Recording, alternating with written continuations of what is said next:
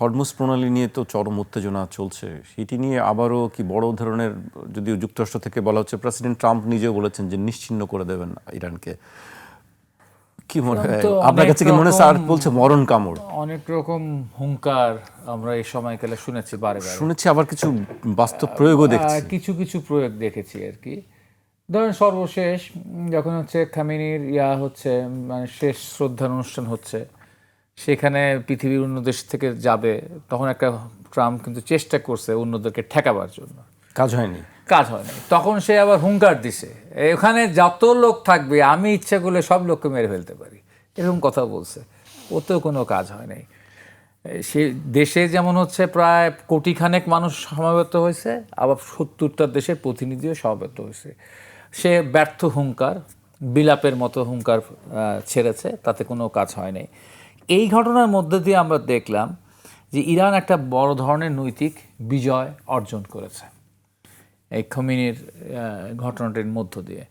এবং এই যে তাদের সর্বোচ্চ নেতাকে হত্যা করা হলো, তাদের বহু নেতাকে হত্যা করা হলো, তাদের দেশকে একেবারে বোমায় ঝাঁঝরা করে ফেলা হলো, তারপরও ইরান শক্ত হয়ে দাঁড়িয়ে আছে। বরঞ্চ আমেরিকার যারা হচ্ছে গিয়ে সাথী ছিল মধ্যপ্রাচ্যের, আমেরিকার সাথে তারা যারা কোলাবোরেট করেন, সেই কোলাবোরেটররা এখন হচ্ছে অনেক দুর্বল হয়ে গেছে। কুয়েতও এখন একটু পিছপা হয়ে গেছে। আপনি যারা ইসরায়েলকেও মেনে নিছে, এরকমও যারা আছে, জর্ডান বলেন, আরব আমিরাত বলেন, তারাও কিন্তু হচ্ছে অনেকটা তাদের হাঁটু কাঁপছে আর কি। তো এরকম একটা পরিস্থিতির মধ্যে পড়ে গেছে আর কি। এবং তারা আগে ভাবতো যে আমাদের সাথে আমেরিকা আছে, ওখানে শিয়া সুন্নি ফ্যাক্টরটা এমনভাবেই ওদের মাথার মধ্যে পড়ে আছে, সাধারণত এই ধরনের দেশগুলো ইরানকে কোনো মুসলিম দেশ মনে করে না। বিশেষ করে আহলে হাদিস যারা করেন, তারা আমরা দেখেছি যে তারা এত বেশি কট্টর যে তারা শিয়াকে কখনো মুসলিমই মনে করে না, এটা অমুসলিম জাতি মনে করে।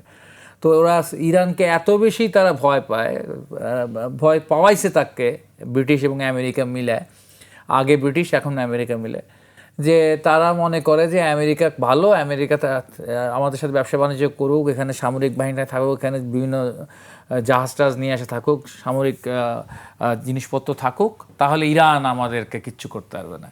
নগদ নিয়ে এলো হার নামানা হার অফার।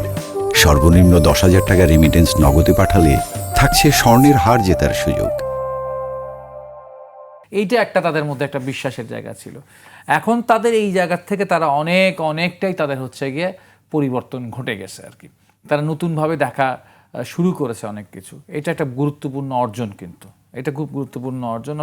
ইরান ঠিক যেই কাজটা করছিল, যে কুয়েতে বলেন বা বিভিন্ন জায়গায় বলেন, আরব আমিরাতে বলেন, যে যেখানে মার্কিন স্থাপনা রয়েছে বা মার্কিন যুক্তরাষ্ট্রের সাথে ব্যবসা রয়েছে, যে তেল ক্ষেত্রগুলোর, সেই জায়গাগুলোতে যেখানে সামরিক স্থাপনা আছে, ঠিক সেই জায়গাগুলোতে কিন্তু ইরান হামলা করেছে এবং সেই হামলা প্রতিরোধ করতে ব্যর্থ হয়েছে আমেরিকা। এইটা একটা বড় ধরনের ব্যাপার। একই সাথে একটা ব্যাপার ছিল, এটা যুগ যুগ ধরে যেটা বড় ধরনের অস্ত্র হচ্ছে ইরানের আমেরিকার বিরুদ্ধে বা পশ্চিমাদের বিরুদ্ধে সবচেয়ে বড় অস্ত্র হচ্ছে তার হরমুজ প্রণালী।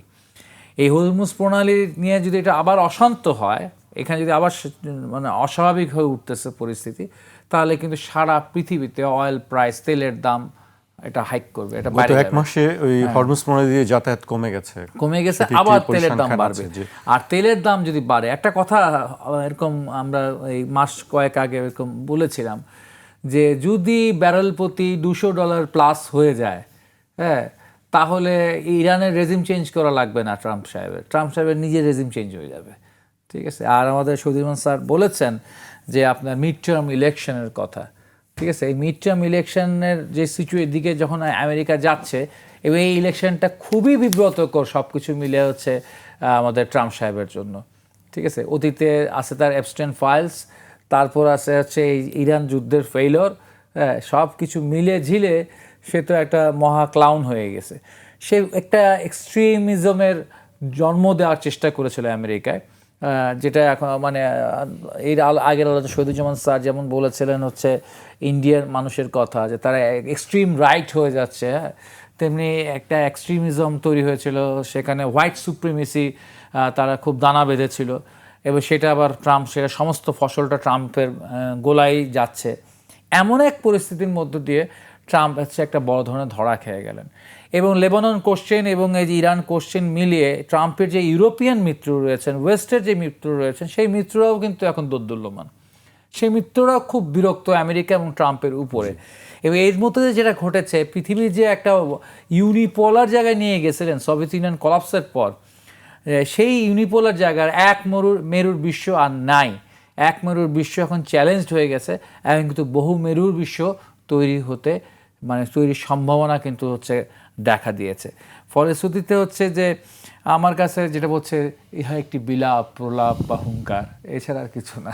জি, সেটি হলেই ভালো, ইহা শুধু বিলাপ প্রলাপ হুঙ্কার হলেই ভালো, কিন্তু বাস্তবতা আমরা যেটা পাচ্ছি খবর সেটি খুব ভালো কিছু না। আমি স্যারকে দিয়ে শেষ করবো। স্যার, আজকে থেকেই ইরানের নৌপথের বিরুদ্ধে অবরোধ যুক্তরাষ্ট্র কার্যকর হয়েছে এবং আমরা দেখছি যে পরিসংখ্যান বলছে যে গত 1 মাসের মধ্যে সর্বনিম্ন স্তরে নেমে গেছে হরমুজ প্রণালী দিয়ে জাহাজ চলাচল। তার মানে কি সামনে কোনো সংকট অপেক্ষা করছে বিশ্বের জন্য? আমি আশা করি যে তেমন কোনো সংকট হবে না।